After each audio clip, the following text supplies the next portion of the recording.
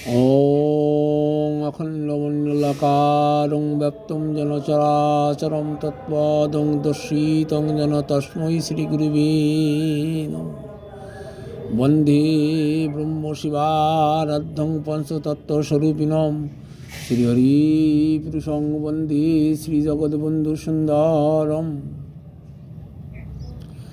ॐ जवाकुसुमं शङ्कर्षं कश्यपं महादुतिं दन्तारिं सर्वपापघ्नप्रणतिहस्मिदिवाक्रम्। हे कृष्ण करुणा सिन्धु दीनबन्धु जगत्पते गोपेश गोपिकान्त राधाकान्त नमोस्तुते। तप्त काञ्चन गौराङ्गी राधे वृन्दावनेश्वरी विश्वभानुसुते देवी प्रणमामि हरिप्रिये।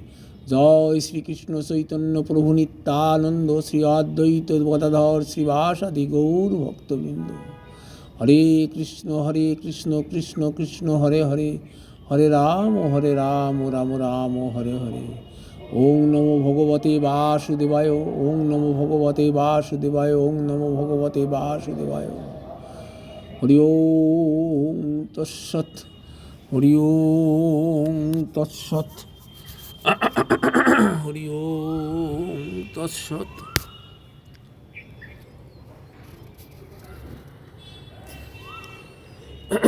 सुधी कृष्णमती मातृवर्ग भ्राता भग्नी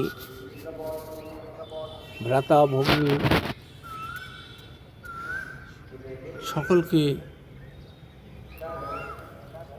चैत्र मासेर कृष्णपक्षेर पाप विमोचनी एकादशीर प्रणाम जानिए এই পাপ বিমোচনী একাদশী সম্পর্কে কিছু বলার প্রয়াস করেছি।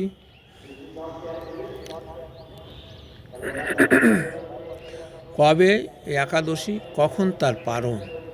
আগামী 30শে ফাল্গুন 15ই মার্চ রোজ রবিবার পাপ মোচনী একাদশী। গোস্বামী ও নিম্বার্ক সম্প্রদায় মতে পারণ পরের দিন দিবা 7:59 বাংলাদেশে 30 মিনিটে গিয়ে। এই একাদশী সম্পর্কে কিছু কথা বলার আগে আমাদের জানা প্রয়োজন একাদশী উপবাসটা কি। সর্বপাপ হতে নিবৃত হয়ে গুণের সহিত যে বাস তার নাম উপবাস। উপবাসে সকল প্রকার ভোগ দেহ ইন্দ্রিয়ের বর্জন করা কর্তব্য। হরিভক্তি বিলাস 13:35 শ্লোক। একাদশী তত্ত্ব শ্রী ভগবানের প্রীতি সম্পাদন ও তুষ্টির জন্য যে সকল ব্রত আচরণের বিধান আছে তন্মধ্যে একাদশী ব্রত সর্বশ্রেষ্ঠ।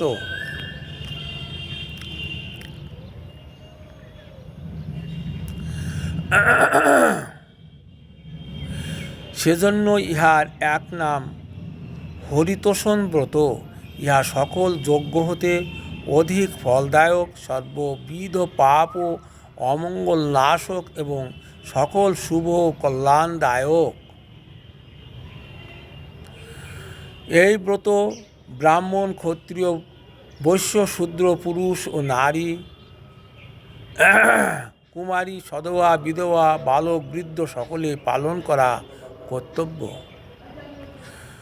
স্কন্দ পুরাণে শ্রী মহাদেব পার্বতী দেবীকে বললেন, একাদশীর দিনে অন্নভোজন করলে মাতৃঘাতী, পিতৃঘাতী, গুরুঘাতী বলে পরিগণিত হয়, মহাপাপ আশ্রয় করে ও গোমাংস ভক্ষণ তুল্য অপরাধ হয়।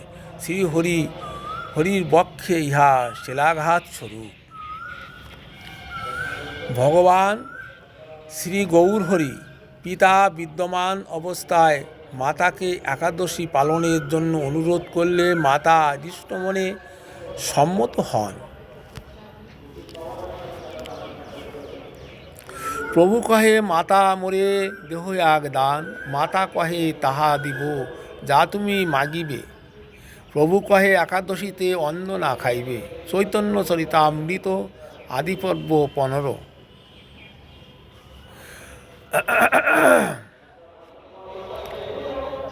পাপ পুরুষ। পরমেশ্বর সৃষ্টির প্রারম্ভে মত্ত লোকবাসীর শাসন ও পাপের শাস্তি প্রদানের জন্য এক পাপ পুরুষের সৃষ্টি করেন।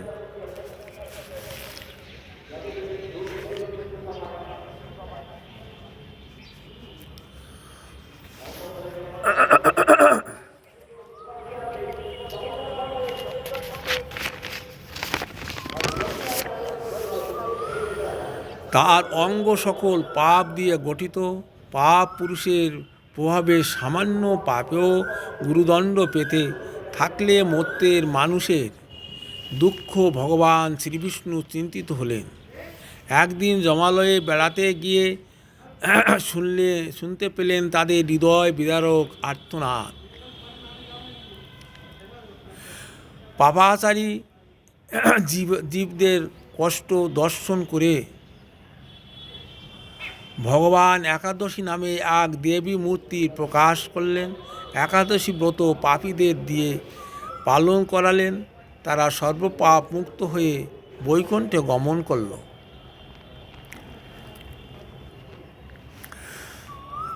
শ্রী বেদব্যাস বললেন, একাদশী সকল সৎকর্মের মধ্যে শ্রেষ্ঠতম এবং সকল ব্রতের মধ্যে সর্বোত্তম। একাদশী ব্রতের ফলে দলে দলে পাপীরা পাপমুক্ত হয়ে উত্তম লোকে গতিপ্রাপ্ত হতে থাকলে পাপ পুরুষ পাপী না পেয়ে ভগবানকে জানালেন তার দুঃখের কাহিনী। ভগবান বললেন, হে পাপ পুরুষ, যখন একাদশী ত্রিভুবনের পবিত্র করতে আবির্ভূত হবে, তুমি অন্ন ও রবিশস্যের মধ্যে আশ্রয় নিও, তাহলে আমার মূর্তি একাদশী তোমাকে নাশ করতে পারবে না। এজন্য একাদশীতে অন্ন, গম, যব আহার নিষিদ্ধ।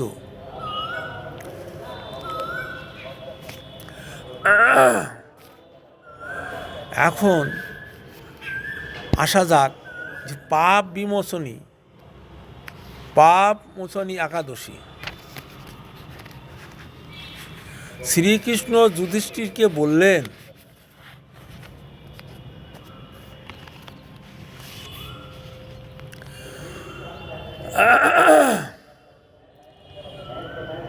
রাজা মান্ধাতার প্রশ্নের লোমসমুনি পাপ মোচনী একাদশী মহোৎসব এই উপাখ্যানটি বললেন।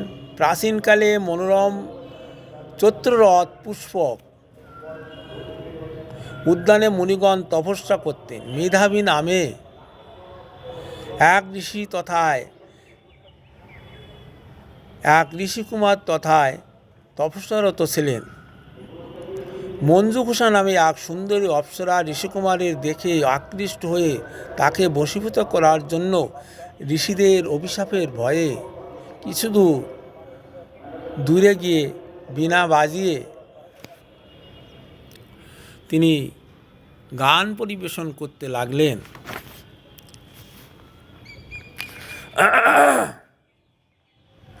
একদিন মেধাবী তার গানে আকৃষ্ট হয়ে নিকটে গেলে অপ্সরা রমণী সুলভ হাবভাব কটাক্ষে সে বশীভূত হয়ে তপস্যায় ভুলে গেল এবং অপ্সরার সাথে কাম উপভোগে মত্ত হল।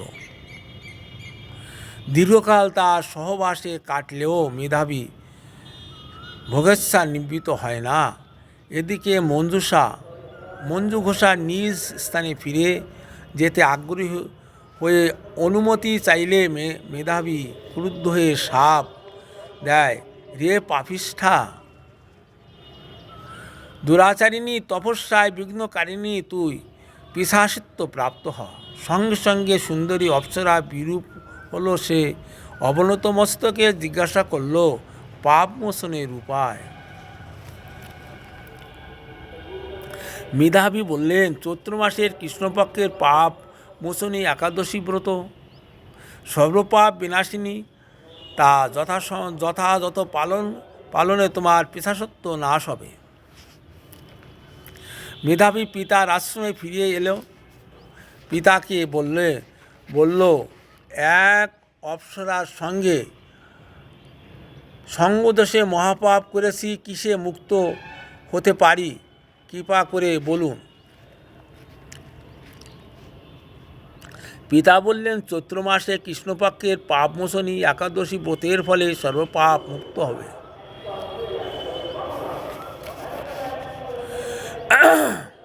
মেধাবী ভক্তিভরে এই একাদশী ব্রত পালন করে পবিত্র হলো, পুনরায় তপস্যার ফল লাভ করল।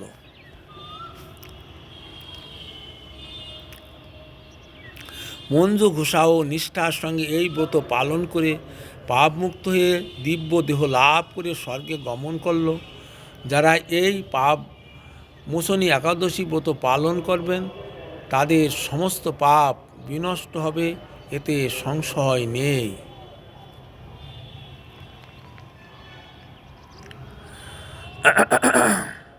তাই আমাদের প্রত্যেকের উচিত নিজে একাদশী করব এবং প্রতিবেশী, আত্মীয় স্বজন সকলকে একাদশী ব্রতে উদ্বুদ্ধ করে নিজের ভবসাগর উদ্ধারের পথ খুঁজে বের করব এবং অন্যকে তার সহায়তা প্রদান করা আমাদের সকলের কর্তব্য।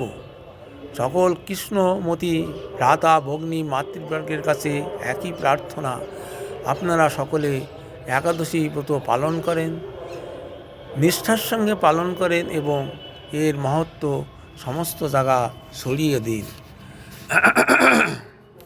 যাতে সকলে উপকৃত হয়, সকলে উদ্ধার হতে পারে। এই কামনা করে আমি আমার আজকে সংক্ষিপ্ত আলোচনা শেষ করলাম। হরে কৃষ্ণ কৃষ্ণ কৃষ্ণ হরে হরে, হরে রাম রাম রাম হরে হরে।